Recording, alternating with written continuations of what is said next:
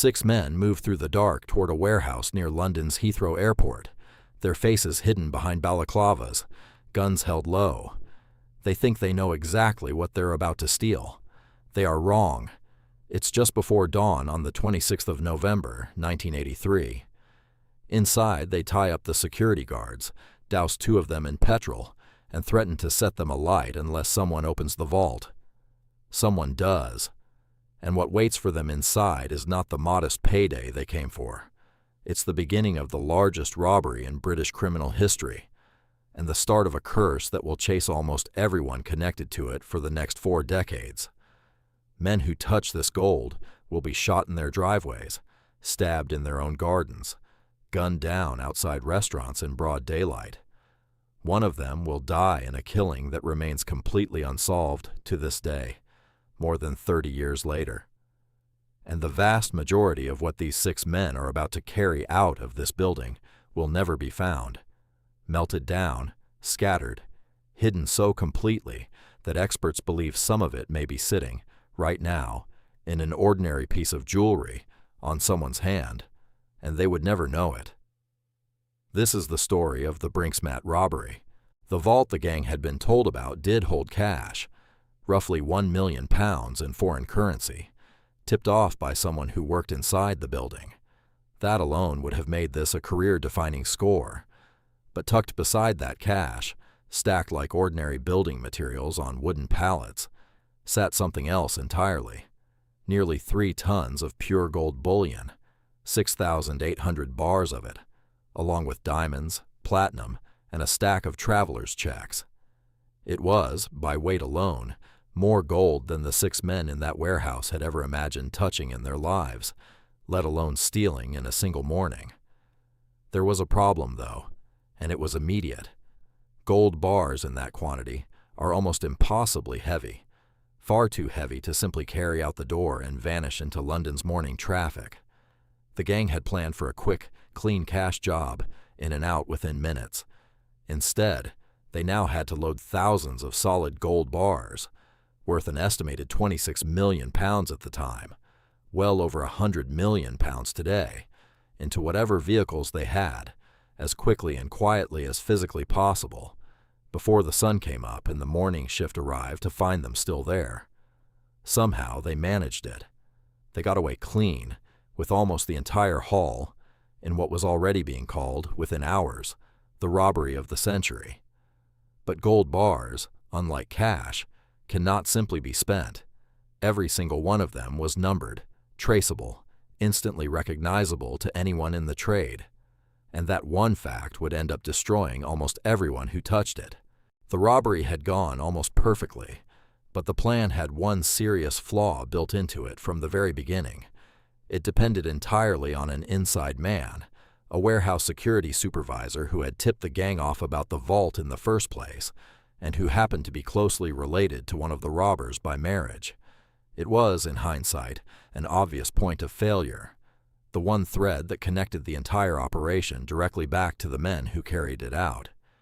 Police investigating the raid quickly focused their attention on him, bringing him in for questioning within days. Under sustained pressure, he broke completely, confessing everything he knew and naming every man involved in the planning.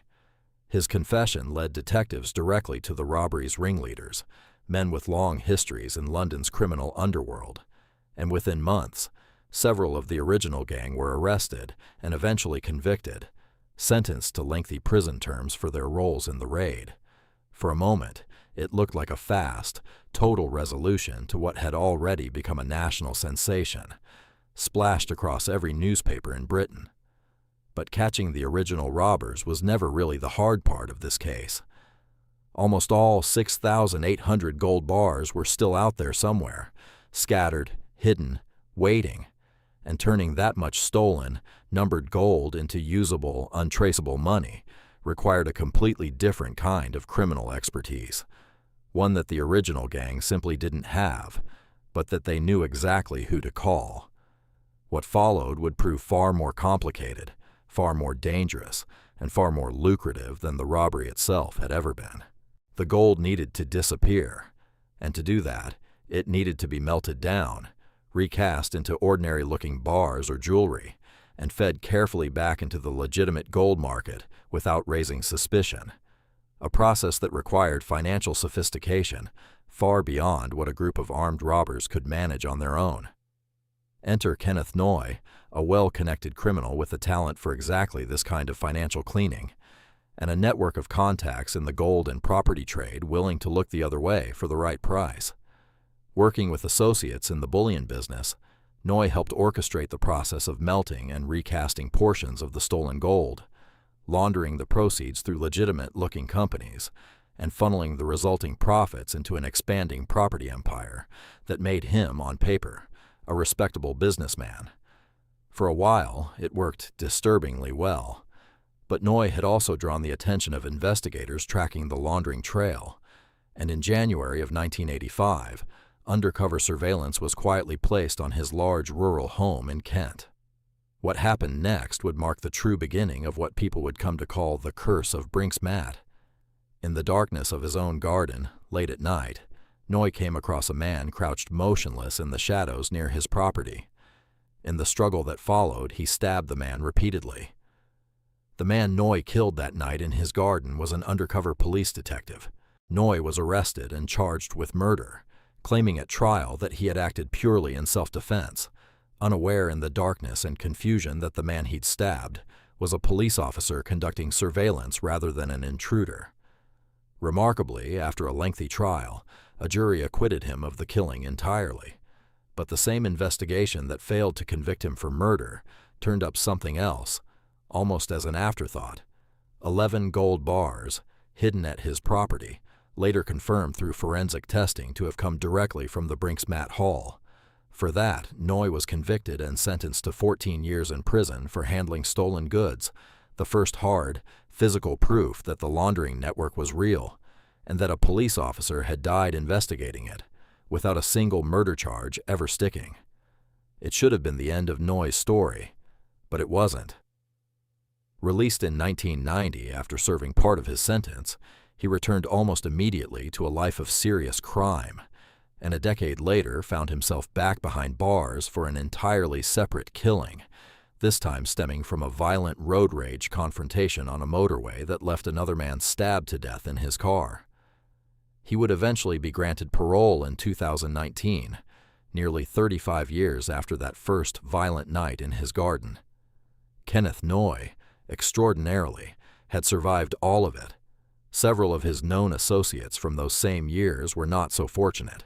Over the years that followed, an unusual and deeply unsettling pattern began to emerge among the men who had been connected, directly or indirectly, to the Brink's Mat gold, as launderers, financiers, middlemen, or simply people who knew too much about where the money had gone.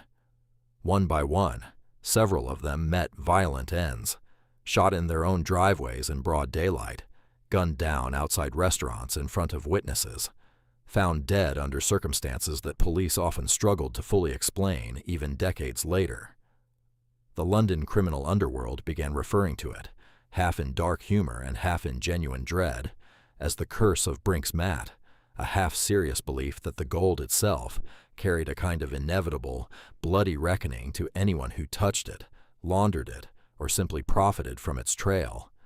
Journalists and true crime writers who tracked the case over the following decades documented death after death among the gold's handlers, launderers, and go-betweens, eventually compiling what would be described as one of the longest and bloodiest reprisal trails in British criminal history, a body count that some accounts place well into double figures. Detectives were never able to definitively prove that every one of these deaths was connected to the robbery specifically. Some may simply have been the ordinary, brutal hazards of a life spent in organized crime, unrelated coincidences that fed a growing legend. But the pattern itself was documented, persistent, and impossible for anyone close to the case to entirely dismiss. Whatever the true explanation, the gold had a way of finding the men who handled it, one way or another, and rarely letting them go quietly. Among the men most closely tied to laundering the Brink's Mat gold was John Palmer, a jeweler and businessman who earned the nickname Goldfinger for his central role in melting down and recasting the stolen bullion in the years immediately after the robbery. Palmer was tried for his involvement in the laundering operation, but ultimately acquitted, and rather than fading from public life, he went on to build an extraordinary personal fortune through timeshare property schemes across Spain and beyond, becoming for a time one of Britain's wealthiest self-made men, despite his underworld connections never fully disappearing from public suspicion or press scrutiny. For decades, Palmer moved comfortably between homes in England, Spain, and elsewhere, always managing to stay just ahead of any conviction that might finally stick, protected by wealth, lawyers, and a carefully maintained public image. Then, in June of 2015, more than 3 decades after the Brink's-Mat robbery had first made his fortune possible, Palmer was found shot dead in the garden of his own home in Essex. Investigators initially treated the death as unexplained, refusing to speculate publicly, but eventually confirmed what many in the underworld had already quietly assumed. It had been a deliberate, professional killing, carried out with clear intent and no apparent struggle. No one has ever been charged.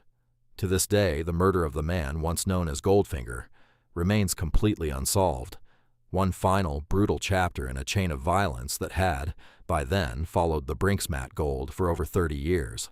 More than 40 years after that morning at Heathrow, the overwhelming majority of the Brink's-Mat gold has never been recovered, and likely never will be.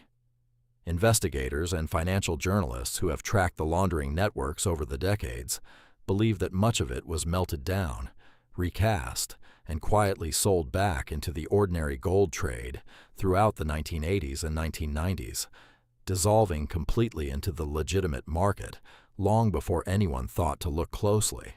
Some experts who studied the case in depth have gone so far as to suggest that a significant portion of gold jewelry manufactured in Britain after 1983 may contain traces of the original Brink's-Mat bullion, melted down so many times over that it became, quite literally, chemically untraceable, turned from stolen, numbered bars into wedding rings, necklaces, and ordinary jewelry worn every day by people who have absolutely no idea where the gold in their possession truly came from, or what it cost to get there.